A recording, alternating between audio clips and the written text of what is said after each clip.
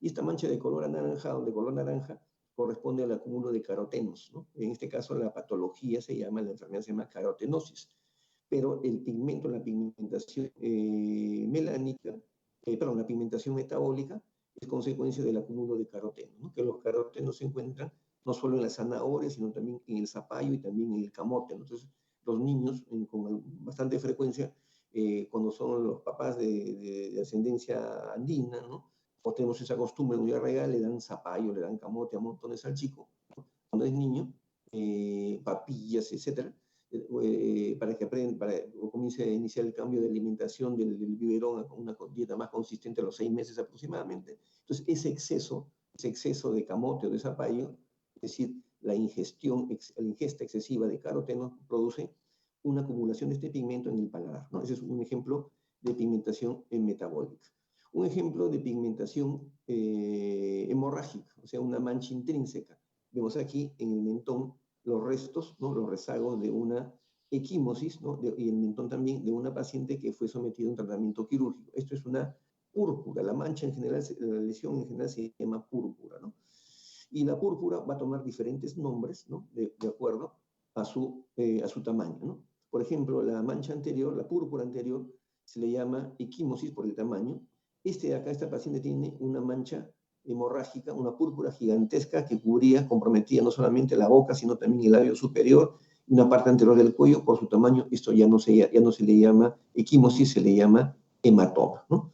Y si la hemorragia es puntiforme, pequeña, se le denomina petequia, ¿no? Entonces, la petequia, la equimosis, el hematoma y otra lesión que se llama vívice, esas 4 lesiones son lesiones purpúricas, es decir, producidas por una hemorragia interna o externa que va a dejar una mancha sobre la mucosa, sobre la piel, que nosotros le vamos a dar el nombre genérico de púrpura. Entonces, cuando el paciente venga con una mancha de color rojo, morado, verde, que sí, vamos a decir, ¿ha tenido un golpe, un traumatismo? Sí, eso es una púrpura, ¿no? ¿Y qué tipo de púrpura? Será petequia si es puntiforme, será una equimosis si toma 1 centímetro o más, si tiene varios centímetros ya se le llama hematoma, y si la hemorragia tiene la forma del trayecto de un vaso sanguíneo, o sea que es forma serpenteante, se le llama vívice, ¿no? Entonces, ese es el nombre correcto de la lesión, ¿no? En otro caso tenemos otros tipos de... bueno, también son lesiones purpúricas. Acá vemos una equimosis en el párpado, y también vemos una equimosis en el labio inferior, ¿no? Por el tamaño es una equimosis o equimosis, como quieran decirlo. Este es un hematoma, este ya no es una equimosis, que ha comprometido la región palpebral superior e inferior, la región suborbitaria y también el labio superior, ¿no? Otra equimosis, por el tamaño es una equimosis, ¿no? En la zona geniana. Esta es una de las lesiones más comunes. Acá este es un paciente cuyo problema de fondo es una leucemia. El nombre de la patología de fondo es leucemia, pero si vemos en el paladar tiene manchas puntiformes, como esta que estoy señalando con el puntero, es una petequia. Acá hay varias petequias. Y acá al lado izquierdo hay una equimosis. Al lado derecho hay una equimosis, o podría ser de repente un hematoma. El tamaño es referencial, ¿no? Lo que para mí es una equimosis, para algunos de ustedes es un hematoma o viceversa, ¿no? Lo importante es que al decir hay equimosis, hay hematoma, hay una petequia, podemos afirmar que esto es una lesión purpúrica, esto es una hemorragia. ¿Por qué se ha producido la hemorragia? Investiguemos, ¿no? ¿Ha sufrido un traumatismo o no? ¿Qué problema de fondo tiene? Análisis de sangre y saldrá pues el cuadro de fondo que este paciente tiene, que es una leucemia. Entonces, cuando estamos hablando de lesiones elementales, no estamos hablando del diagnóstico, estamos hablando del nombre de cada una de las lesiones. Así se llama la lesión. Y la suma de lesiones va a dar como consecuencia que lleguemos a una conclusión, y esta conclusión se llama diagnóstico. Después también acá vemos otro tipo de lesión plana, que a veces es elevada, ¿no? En esta paciente se ve entre plana y elevada. Esto se llama telangiectasia, ¿no?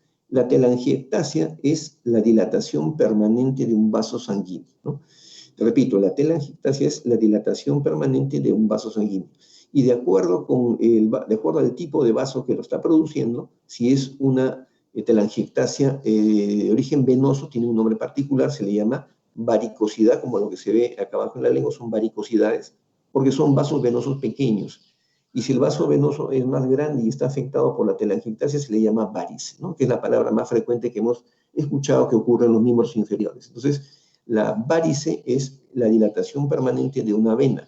La varicosidad es la dilatación permanente también de una vena, pero de una vena de menor tamaño, de menor calibre. Pero ambas, ¿no?, son telangiectasias, porque el término telangiectasia involucra no solamente a los vasos venosos, sino también a los vasos arteriales. Y en el caso de los pacientes de avanzada edad, ¿no?, pacientes adultos mayores, se presenta con mucha frecuencia en la lengua y en el piso de la boca estas lesiones telangiectásicas, ¿no? Son dilataciones permanentes, en este caso de las venas. En este caso sí, las varicosidades son planas, ¿no? Cuando tenemos que levantar la lengua y ver una serie de ramificaciones donde los vasos sanguíneos se ven claramente, y no solamente se ven los vasos venosos, sino también unos ramos pequeños de color rojo más intenso que son las arteriolas, ¿no? Entonces, ese es un caso de una telangiectasia, ¿no?, que también tiene a su vez un tipo particular de telangiectasia que se llama varicosidad, ¿no? Estamos hablando ya de lesiones, todavía la telangiectasia la he puesto acá como lesión plana, porque a veces es plana, pero otras veces también puede ser elevada. Aquí en el carrillo vemos unas líneas, ¿no?, unas líneas sinuosas en el carrillo de la paciente. Entonces nos podemos a pensar, ¿y qué cosa es? Habrá que hacer una biopsia. Acá no hay nada que biopsiar. Si nosotros leemos la lesión y aplastamos ligeramente el carrillo con una lámina cubreobjetos o con nuestro espejo bucal, vamos a ver que el vaso sanguíneo se va a hacer muy evidente, ¿no?, el vaso sanguíneo dilatado. Entonces, en este caso también se trata de unas telangiectasias, ¿no?, que existen en el carrillo de este paciente de avanzada edad. Eso ya es una particularidad, ¿no? Aparte tiene también sequedad de la mucosa, pero no es el tema en este momento.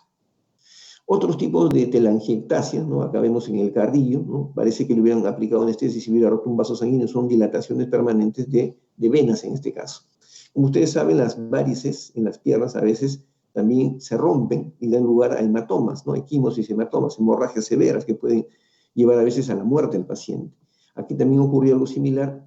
Estas venas dilatadas, no solamente dilatadas, sino con falta, con una disminución sustantiva de colágeno, se rompen fácilmente y producen, en este caso, púrpuras, que corresponden aquí a pequeñas equimosis, ¿no?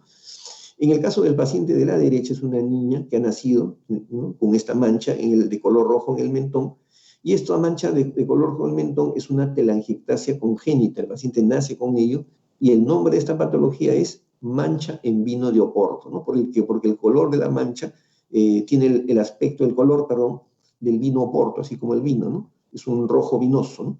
Por eso que esta mancha puede ser hereditaria, y esta mancha permanece durante toda la vida del paciente presente con esta niña hasta que sea adulta mayor y hasta que muera, ¿no?, algún día, ¿no?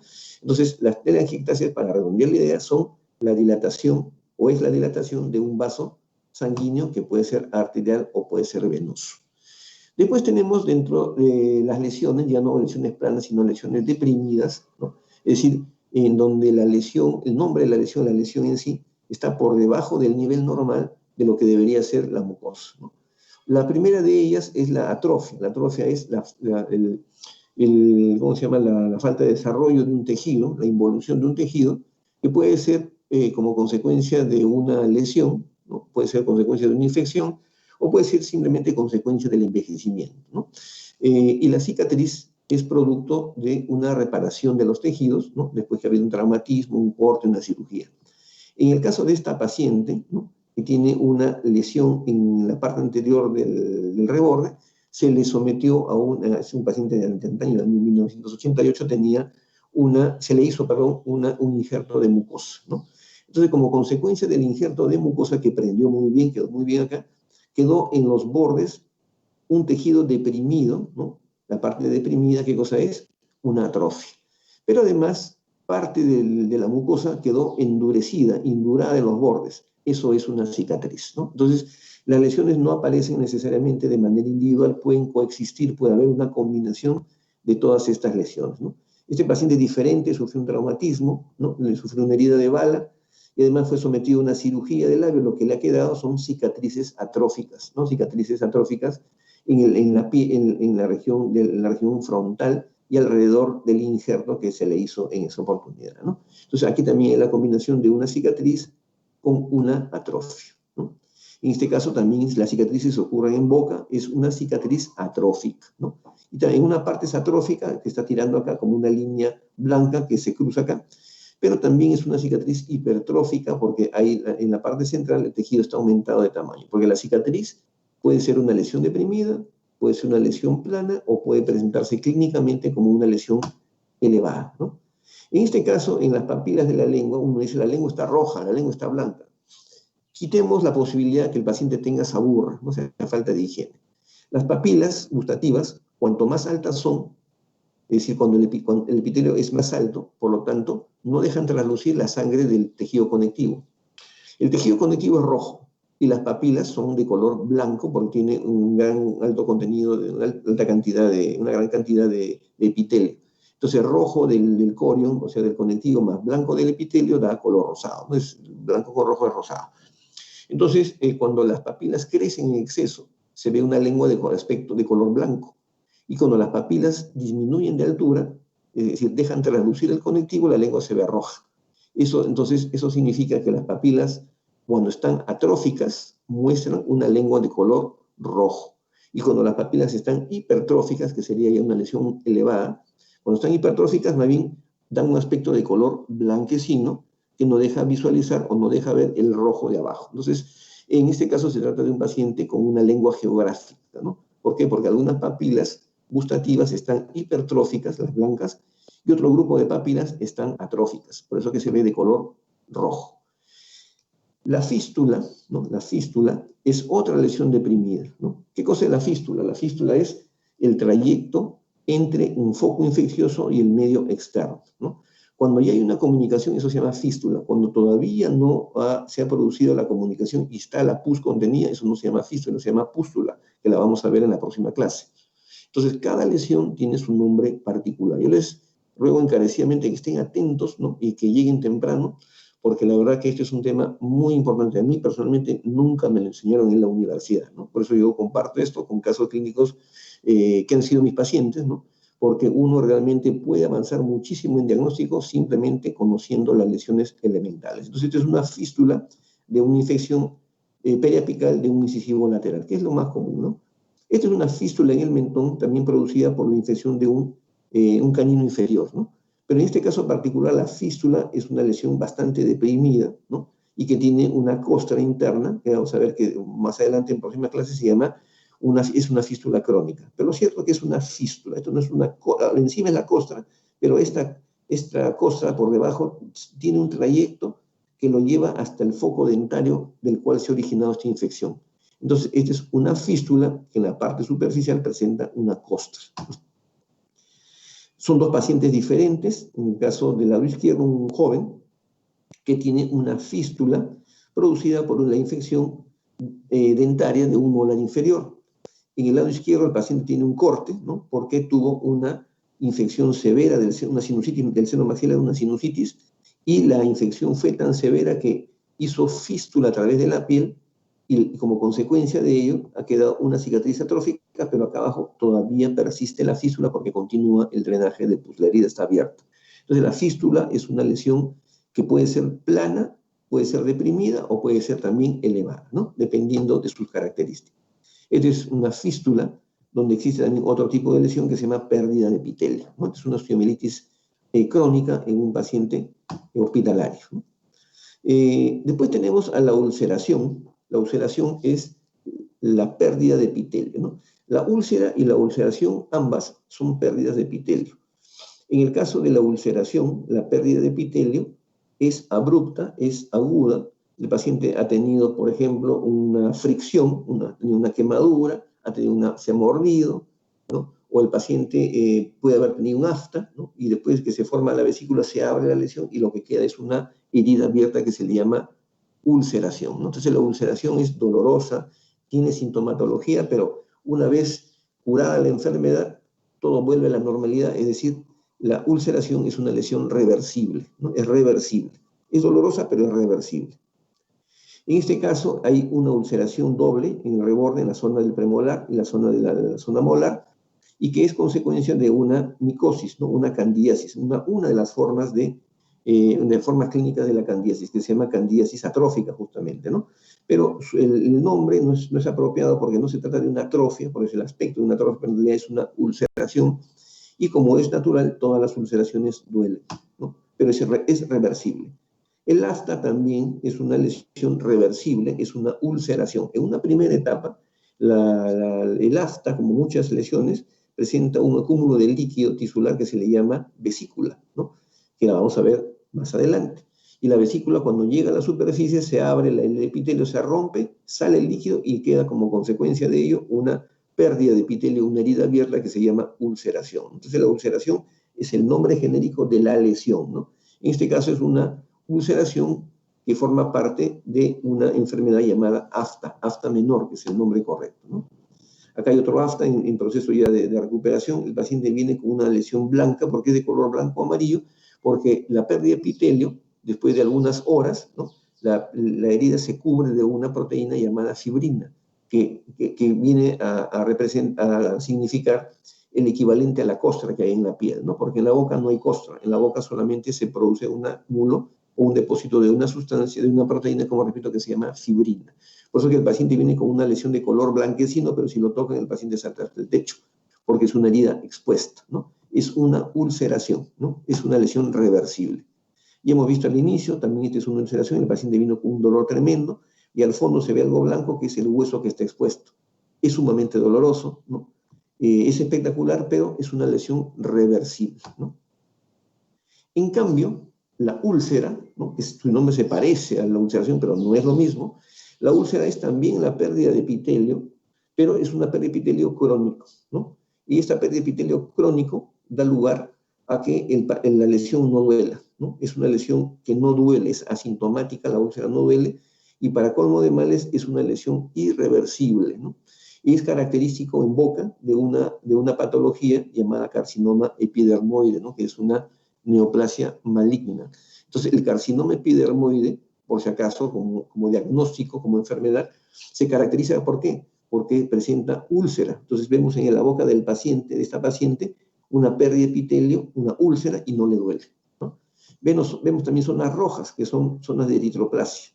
Y acá atrás vemos la dilatación de un vaso sanguíneo, hay una telangiectasia, ¿eh? Qué riqueza de información que hay en la boca de este paciente. Esta característica de úlcera que no duele es propia de un carcinoma epidermoide. No necesito yo hacerle una biopsia, lo tengo que enviar al Instituto Nacional de Enfermedades Neoplásicas para que ahí continúe su tratamiento. En este caso, la telangiectasia que vemos acá, el vaso sanguíneo dilatado, es muy frecuente en aquellas lesiones que tienen un crecimiento muy rápido. En este caso significa que se trata de un carcinoma epidermoide en un proceso rápido de crecimiento. Esa es la lectura de las lesiones, ¿no? La interpretación. Todo tiene su porqué. Entonces, esta es otra foto de la misma paciente, la misma úlcera, ¿no? Zonas rojas, eritroplasia. Este es un paciente cuya foto salió un poco blanca, ¿no? Esta es la zona retromolar, también hay una úlcera, y al paciente no le duele absolutamente nada. Esta es una úlcera, ¿no? El diagnóstico es un carcinoma, ¿no? Epidermoide, pero la lesión elemental se llama úlcera, ¿no? Acá también hay otra úlcera en el paladar, ¿no? Este paciente tenía una pérdida de epitelio, no le dolía en absoluto, todo el paladar blando estaba duro, diagnóstico clínico un carcinoma epidermoide, ¿no? Pero más allá, además, aparte del diagnóstico, lo que tenemos que hacer es saber que el diagnóstico es consecuencia de la suma de las lesiones que nosotros vemos. Entonces aquí hay una úlcera y al fondo la úlcera tiene un color blanco opaco, hay una necrosis, úlcera con necrosis, ¿no? Entonces las lesiones ulcerosas, ¿no? Con úlcera y necrosis son características de una neoplasia maligna. Este señor también tiene una herida que abierta en la piel, una úlcera. Además se acompaña de una hiperkeratosis, que vamos a ver después qué cosa es. Se acompaña de una lesión leucoplásica. Este también es un carcinoma. Esta es una úlcera que al paciente no le duele y lo tiene casi 6 meses visible en boca. Todo el tejido está endurecido, ¿no? No sé si hasta aquí hay alguna pregunta. Acá estamos precisamente terminando la parte de lesiones planas y lesiones deprimidas. Vamos a ir hablando un poco de lesiones elevadas hasta donde nos dé el tiempo, porque no quisiera hablar todo porque después nos vamos a se puedan confundir. Y vamos a ir describiendo también algunas lesiones elevadas. Entonces, les decíamos entonces que las lesiones planas deben su nombre a que el aspecto general de la mucosa es normal, ¿no? Es normal en cuanto a tamaño, ¿no?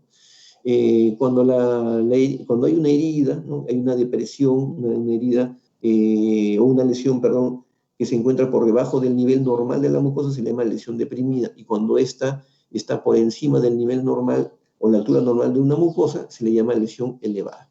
Para los que recién están entrando, son pocos, recordarles que las lesiones elevadas que las lesiones de las cuales estamos hablando son lesiones elementales de la mucosa, no estamos hablando del diagnóstico, sino de lesiones elementales que nos van a llevar al diagnóstico. Ese es el alfabeto semiológico. Acá vemos en la fotografía una zona roja en el paladar de carácter permanente, el paciente no le duele, sin dolor, y cuando uno toca la lesión se da cuenta que la consistencia del tejido es diferente al tejido normal, no tiene la elasticidad suficiente, y viéndolo con una lupa o con un espejo de aumento, nos vamos a dar cuenta que la lesión está ligeramente engrosada o ligeramente elevada por encima del nivel de la mucosa. Esa es la llamada placa infiltrada. Y la placa infiltrada es característica en muchos casos, de una lesión neoplasíaca maligna de origen mesenquimal, de sarcomas, ¿no? Entonces, eso hay que tener mucho cuidado. Este es un ejemplo de placa infiltrada. También aparecen placas infiltradas, aunque ya se me ha logrado la fotografía de este paciente. Esta pixelada tenía una mancha roja en toda la encía, ¿no? Que no necesariamente estaba asociada con placa bacteriana. Esa es una placa infiltrada que ocurre también en algunas neoplasias malignas. Pero la lesión elevada más común de todas es la pápula, ¿no? Esta es la pápula, una lesión elevada de consistencia dura, ¿no? Uno toca el tejido y tiene un aspecto firme, y se le llama pápula porque pápula es en latín el nombre de una papa, ¿no? Una papa pequeña. La pápula es una papa pequeña, ¿no? Por eso se llama pápula, ¿no? Entonces, la pápula es el nombre que se le da a una lesión elevada, indurada, de pequeño tamaño, ¿no? En este caso, el diagnóstico correspondió a un herpes papilomavirus, pero la pápula es la lesión característica, ¿no? Aquí también hay pápulas en el carrillo. En este caso hubo una cicatriz, el paciente había sido operado, ¿no? Y aparte de la cicatriz, el paciente se mordía constantemente, entonces había una cicatriz, pero además de la cicatriz habían dos masas elevadas que desde el punto de vista descriptivo son pápulas, ¿no? Acá es otra pápula, dijimos, esta es una pigmentación melánica, sí, pero también es una pápula. Es decir, una lesión podemos describirla de diferentes modos, de diferentes maneras. Esta es una lesión melánica que se conoce con el nombre de léntigo. Entonces decimos, acá hay un léntigo, una lesión elevada, que tiene una consistencia de pápula, ¿no? Y que tiene una lesión satelital a su costado, ¿no? Y la base no está enrojecida, ¿no? Y acá más abajo hay otra lesión pigmentada, melánica, con aspecto rojizo porque el paciente posiblemente se ha arañado, se ha rascado, ha producido un traumatismo en el léntigo y por eso tiene un aspecto de color rojizo, ¿no? Entonces, miren, como dije hace un momento, la riqueza de información que nos va a llevar finalmente a un diagnóstico. Son ejemplos de pápula, ¿no? En el caso del nódulo, a diferencia de la pápula se eleva por encima de la mucosa y la mucosa en sí también está alterada, ¿no? En cuanto a tamaño y a consistencia. En cambio, en el nódulo, ¿no? La lesión elevada viene del tejido conectivo, pero en la mucosa superficial, la mucosa que lo recubre, es elástica y totalmente normal, ¿no? Entonces, el nódulo es característico, por ejemplo, de un mucocele. Cuando vemos un mucocele, que es una lesión traumática o infecciosa de las glándulas menores del labio, se produce una obstrucción de la glándula se llena de saliva y aparece también de aspecto nodular. Si lo palpamos, ese nódulo es de consistencia blanda, ¿no? Porque es una glándula que contiene saliva, pero tiene un aspecto nodular, como en este caso. En otros casos, los nódulos están asociados a tumores del cuerpo, como en la enfermedad de von Recklinghausen. Acá también este es un angioma, ¿no? No se llama hemangioma, es angioma, que tiene un aspecto nodular porque viene de la parte profunda del tejido y la parte superficial de la mucosa tiene un aspecto, una característica normal, ¿no? El color es rojizo porque hay vasos sanguíneos que están produciendo esta lesión, ¿no? Pero hay una combinación de lesiones aquí, ¿no? En este caso ya no es una pápula porque la lesión es más grande, ¿no? Y cuando la lesión es más grande ya no se le llama pápula, sino se le llama tubérculo, ¿no? Posiblemente, como no conocen a la papa, en otros países le dan el nombre de tubérculo, pero si este término hubiera sido inventado en el Perú, diríamos que es una papa, ¿no? Desde el punto de vista médico, esto se conoce con el nombre de tubérculo. El tubérculo es una lesión elevada de la piel o de la mucosa de consistencia dura, ¿no? Es de consistencia dura. En este caso tiene un color rojizo, ¿no? Además también tiene la base infiltrada por un proceso inflamatorio, porque se trató pues de una lesión cutánea, ¿no? Un eczema, el cual el paciente se raspó y sobreinfectó pues una de las glándulas sebáceas, ¿no? Pero el aspecto general es de un tubérculo. Aquí también vemos un tubérculo que tiene, uno diría, tiene un tumor, claro, el tumor es el nombre del grupo de enfermedades, pero tiene un aspecto nodular, ¿no? De consistencia dura también, ¿no? El tamaño es de varios centímetros, ¿no? Es más de 1 centímetro. Aquí también tenemos un tubérculo en la región preauricular, ¿no? De consistencia dura. En este caso, lo que sucedió fue que hubo una glándula sebácea que se infectó, ¿no? Entonces, es una infección, pero tiene el aspecto clínico de un tubérculo de consistencia dura, ¿no? En cambio, la vegetación, hemos escuchado esa palabra, hay una lesión vegetante y no sabemos qué cosa es o no hablan, ¿no? La vegetación en realidad es el acúmulo claro, el acúmulo o la suma de muchas pápulas en un solo sitio, en un solo lugar, ¿no? Como aquí, si vemos al detalle, son un conjunto de pápulas, ¿no? Que sobresalen por encima del nivel normal de la mucosa. Cuando hay lesiones papulares múltiples que confluyen en un solo sitio, a eso se le llama vegetación, ¿no? Y la vegetación puede ser de diferentes colores, ¿no? En este caso es de color rojo, otro caso de color blanco, cuando la mucosa se encuentra, o el epitelio, perdón, se encuentra más queratinizado de lo normal. Pero cuando decimos tiene un aspecto de vegetación, es una vegetación, nos estamos refiriendo a algo similar a esto, ¿no? Entonces, como si fuera un arbusto, algo así, ¿no? Entonces, el color no necesariamente tiene que ser rojo, puede ser blanco, ¿no? Puede ser también otra tonalidad si tiene pigmentaciones, pero esto es una fotografía de una vegetación típica y característica.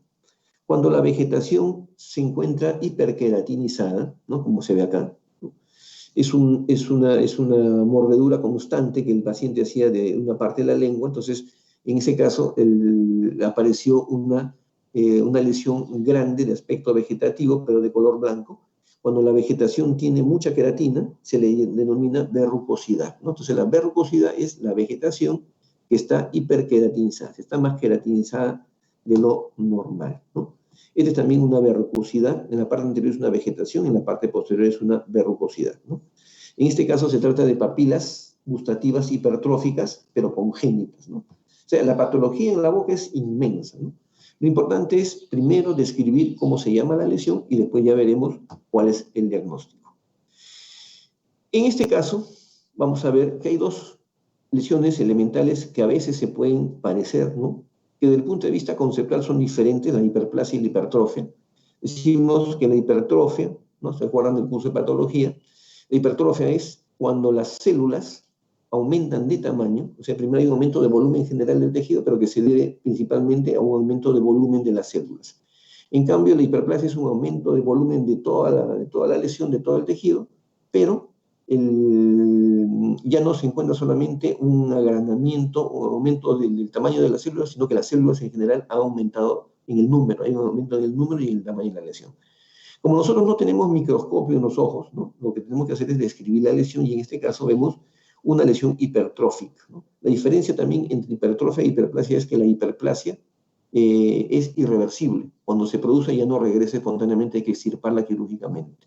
En cambio, cuando hay un aumento de tamaño de los tejidos y este es temporal, como en este caso por una enfermedad periodontal severa, entonces en el momento que retiremos el cálculo dentario, y si pierde la pieza dentaria no lo sé, inmediatamente eliminamos el foco causal y la encía va a tomar un aspecto normal. Entonces la hipertrofia es temporal, la hipertrofia es reversible. Por eso podemos afirmar que en este caso hay una hipertrofia en el tejido gingival, ¿no? Acá también una hipertrofia porque hay aumento de volumen en este diente o en estos dientes, estos incisivos, están en proceso de erupción dentaria. Una vez que el diente erupciona, se acabó el aumento de volumen, el aumento de tamaño del tejido, ¿no? Es un proceso inflamatorio reversible. Esa es una hipertrofia. En cambio, la hiperplasia ya tiene un carácter permanente, ya es irreversible, ¿no? En este caso se trata de una hiperplasia en las encías, ¿no? De carácter congénito. Aquí en este caso vemos una hiperplasia también congénita que no es hereditaria en un paciente de escasa edad, ¿no? Vemos también una hiperplasia de los tejidos. Es el mismo paciente en la vista lateral, literalmente el paciente masticaba con sus encías, ¿no? Es un agrandamiento gingival que no es inflamatorio, es congénito, ¿no? Y vamos a terminar la clase con esta imagen del tumor, ¿no? Vamos a dejar los 10 minutos para conversar sobre el aula virtual. Entonces, el tumor es un aumento de volumen irreversible, ¿no? De consistencia dura, ¿no? Y que puede ser benigno o puede ser maligno. Cuando hablo de tumor me estoy refiriendo al aspecto semiológico de la lesión, a las características clínicas. No me estoy refiriendo a la patología llamada tumor, que es otra cosa, porque esta palabra tiene dos significados, ¿no? Entonces, cuando hablo de tumor en esta clase de lesiones elevadas, me refiero a la lesión elemental de la mucosa, ¿no? En la cual existe un aumento de volumen, ¿no? Entonces, estoy en clase, pues, dime. Estoy en clase, pues. Estoy en clase. Estoy en clase. Bueno, entonces decíamos que el tumor tiene este aspecto, ¿no? Ya está. Entonces vamos a cerrar en este momento esto y vamos a poner a conversar nosotros respecto, primero, al tema, si es que hay alguna pregunta, ¿no?